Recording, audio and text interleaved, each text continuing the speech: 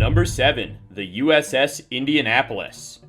It was near the end of World War II in 1945, and the United States was getting ready to make and drop the atomic bombs on 2 targets in Japan. But the uranium needed to be transported to a certain site close to Japan. The USS Indianapolis was assigned that job. They completed that job and shipped out again in the Philippine Sea. However, they never made it to their next target, as they were found by a Japanese submarine who sank the ship. What would you do in that spot? It's sometimes interesting to imagine, but if you were really there, you'd probably be scared to death. Admit it. Regardless, these were trained military men, and this is where their tale of survival and horror began, for the hundreds who survived the attack by the sub. But the problem was, for them, that no one knew where they were. They were very far from land, and the spot in the sea that they were in was full of predators. Specifically, it was full of sharks, and those sharks were circling them and were very hungry. Many of the crew were in a panicked state to the point that they were attracting the sharks to them, and thus they slowly were picked off, one by one. The sharks were noted to be relentless, and this went on for 4 days without food, water, and being baked by the sun. In truth, many were lucky to survive these conditions. Eventually, a routine plane sweep of the area led to the survivors being found. Rescue operations went into the night, but those who made it were brought back home. This remains one of the deadliest shark attacks in the history of the world due to the number of deaths by the sharks and the aggressive nature of the sharks as a whole. Number 6. Praia de Boa Viagem. The beach known as Praia de Boa Viagem can be found near the city of Recife in Brazil. And at first glance, it may seem like a perfectly regular and beautiful beach. But since it started up as a beach in 1992, the beach has been infamous for shark attacks. There have been 50 reported ones since the opening, with 19 of those 50 being fatal attacks on the people there. Not exactly what you want to hear when you're considering vacationing there. The waters are so dangerous that the people who visit it merely go to the sand to relax or play. Though that way, they don't have to risk having a shark attack be near them. After having so many shark attacks, people started to research why it was so dangerous.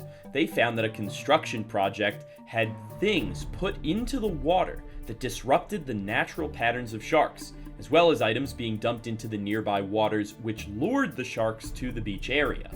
An initiative was started to capture but not kill, tag, and place the sharks into deeper waters away from the beach. While not fully successful as of yet, it's making progress, and the people are certainly happy that there are some out there trying to get rid of all these sharks. Number 5. Bethany Hamilton. When you think about shark attacks, you often think about those who died, and the ones who survive are forever altered by the experience. But there are some who refuse to let the events shape their lives forever. Bethany Hamilton is a great example of this. In 2003, she, her friend, and her friend's family were out swimming and surfing in Hawaii when a tiger shark came out of nowhere and took Bethany's left arm almost clean off. Her friends were able to get her to shore, and her friend's father was able to patch her up enough to get her to the hospital. Because of the nature of the injury, she lost 60% of her blood by the time she got to the hospital. She shouldn't have lived with that blood loss, but she fought the odds and kept on living. Despite the loss of her arm and the very understandable mental trauma that could have befallen her, Bethany wouldn't allow that to happen to her. She was a professional surfer before the incident, and she refused to let what that shark did to her be the end of her story. She indeed went back to surfing, and she learned to use her body in a way that allowed her to keep going and even surf professionally again. She became an inspiration to many, including becoming an actress in certain movies, including one about her own life, as well as appearing in The Amazing Race alongside her husband, and she finished 3rd. So, while this was a horrifying shark attack, and one that many wouldn't want to mimic on their worst days, it does show that there can be a kind of happy ending and a regular life even after such an attack occurs. Have you ever seen a shark in the water while you were swimming? What did you do? Tell me how you got away safely by writing a comment down below. Then remember to subscribe to The Biggest if you haven't already for more intense videos just like this one. Number 4. The Dolphin Protection Ring. Here is a story about sharks that came very close to attack, and indeed was horrifying, but was prevented in the most extraordinary of ways. Rob Howes, his fellow lifeguards, and his daughter were in the waters of Whangarei, New Zealand, swimming without anything going wrong. But then they noticed something. 7 dolphins appeared around them. What's more, they circled around the group as they kept swimming. Howes and one of the others went away from the swimmers and the dolphins. When they did, one dolphin followed them. This made no sense to him, and he wondered what was going on. One of the dolphins suddenly dove into the waters, and Howes decided to see what was going on. As he did, he was stunned, for a great white shark was just beneath them, and the dolphin was warding it off. Slowly but surely, the group went to a boat that was nearby. Howes actually didn't tell the others about the shark until after they were saved. That way they didn't panic as they tried to get to safety. I came out of that water and I was stunned. I had no idea how to relay what had happened and how to deal with it, said the man. You can imagine the terror and fear that he was in during that incident, because not only was he worried about himself, but his friends and his daughter. He also had to hope that the dolphins could keep that great white away, which they did. But you can understand how that weighed on him, that if it weren't for those dolphins, he and the rest might not have survived. Number 3.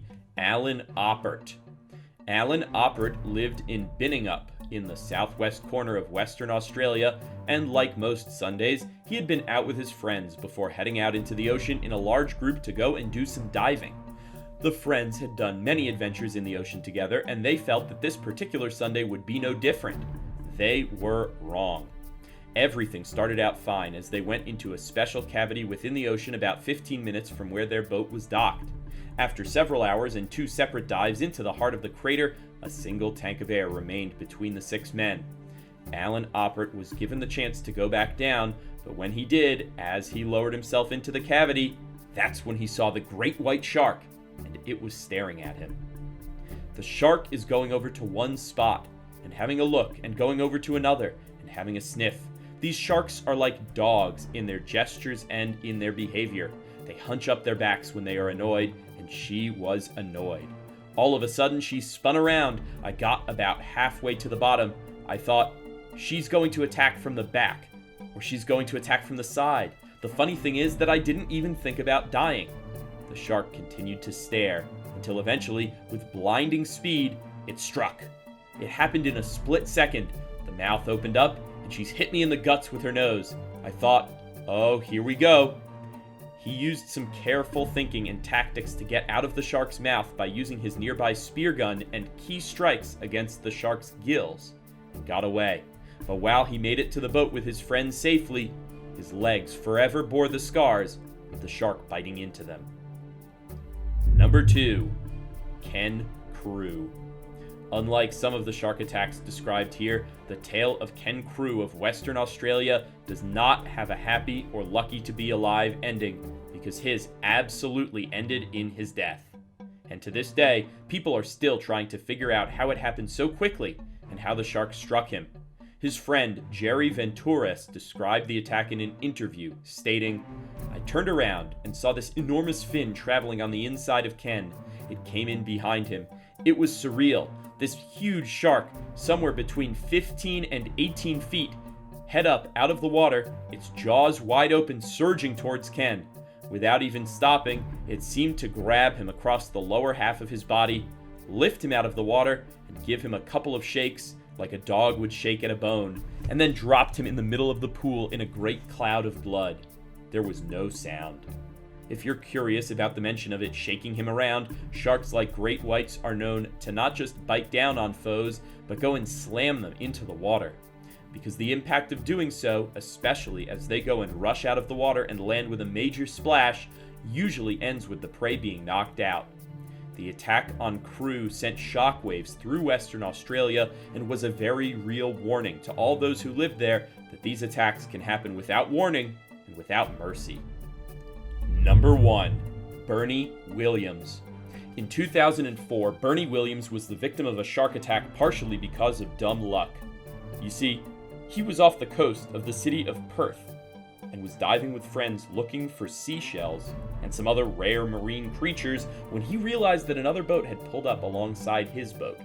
He quickly surfaced and noticed that they weren't looking at his boat, but for something in the water. So he went back down to dive. That was a mistake, because that boat was coming to warn them about the sharks that had been seen in the area, and the reason they were looking into the water was to try and find the divers that they didn't realize were right behind them. Sure enough, when he went down to look for his friends, he couldn't find them, and as he searched for them, he got blindsided. I am not very small, and for something to take me from 0 to 60 miles an hour in a fraction of a second, bending me double, you think, God, have I been hit by a submarine? It came up from below, behind, and rammed me, just hammered me. When I first got hit, I was winded, picked up by the left arm and pushed through the water so the visibility went away. I was stunned, didn't know what was going on. After getting released by the shark temporarily, Bernie went and hid amongst a coral reef. The shark reared around and like a bullet, it shot towards the reef and missed him by only a few feet. Blood was making the water shimmery. At that stage, I was feeling woozy, beginning to fade. The shark charged again. It got to within a couple of feet, and all of a sudden it did a shimmy in the water, turned its tail, and took off. The speed of the thing! After it went away, his friends arrived and pulled him to safety. But, by their own admission, they only found him because of the shark going away. Had they not seen it, they would have found Bernie when his oxygen tank was empty, and that would have been fatal. So what do you think of this look at the shark attacks that were both incredibly scary and absolutely happened? Are you amazed by these tales that happen to people? Let me know in the comments below. Be sure to subscribe, and I'll see you next time right here on The Biggest.